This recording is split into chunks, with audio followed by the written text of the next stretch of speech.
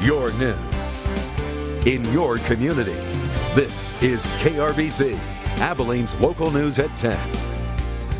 Good evening. Thanks for joining us. I'm Kathleen Barkley. David is away tonight. Volunteer fire departments across the Lone Star State always struggling for funds, volunteers, and new equipment. Now departments in Taylor County face possible cuts and even closures. KRBC's Catherine Garcia has tonight's top story.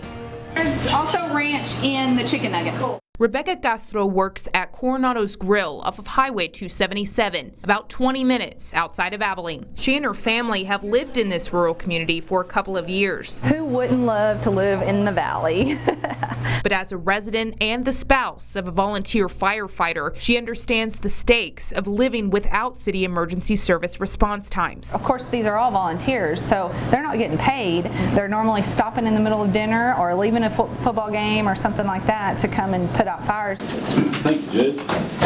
On behalf of the Taylor County Fire Committee, Gary Young stepped up to the podium at the Taylor County Budget Workshop on Wednesday. Young has attended these budget workshops for over 25 years, always with the same request. A 2% inflation adjustment.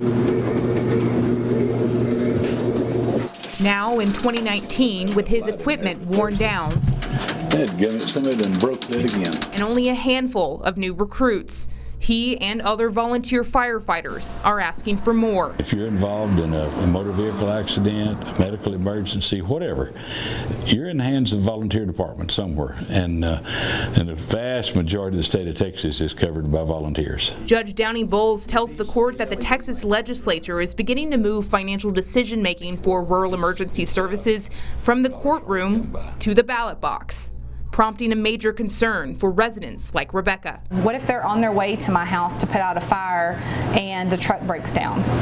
That's scary. In Taylor County, Catherine Garcia, KRBC, Abilene's local news. All right, thank you, Catherine. Taylor County Commissioners will hold its annual budget workshop for the remainder of the week. The new fiscal year begins October 1st.